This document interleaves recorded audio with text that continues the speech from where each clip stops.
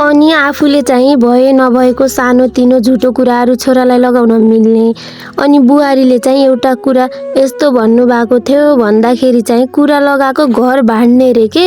सबै सासु नामक एउटै हुँदैनन्। कोही त कति भगवानसरी आफ्नो बुहारीलाई पनि छोरी जस्तै राखेका हुन्छन्, तर कुनै कुनै चाहिँ यस्ता खराब हुन्छन् कि छोरा बुहारीले गरी खाएको पनि रिस गर्ने। अनि छोराले बुहारीलाई माया नगरिदियोस्, त्यो त अर्काको छोरी पो हो त, त्यसलाई किन माया गर्नु पर्यो, म त उसकी आमा पो हो त, मलाई माया गरोस्, मैले भनेको मानोस् भनेर सोच्ने मान्छेहरूको बानी एउटा गतिलो हुँदैन।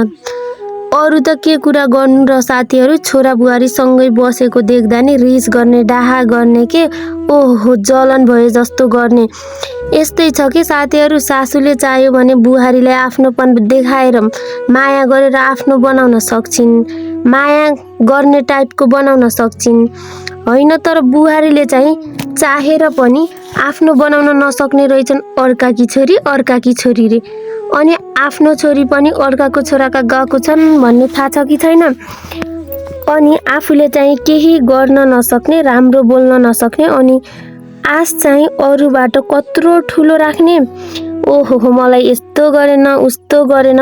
सुरुमा सासूले बुहारीलाई आफ्नोपन देखाएर माया गर्न सिकाउनु पर्छ, त्यसपछि बुहारीले आफै माया गर्न थाल्छन्। यी कुराहरू चाहिँ एकादेशको रूपमा नलिदिनु होला। यो सबैको भन्दाखेरि कसै कसैको जीवनमा घटिआइरहेको हो साथीहरू। अब पीडा दिलमा, मान्छे चिलमा खाने हो, इन्जोय गर्ने हो साथीहरू। अब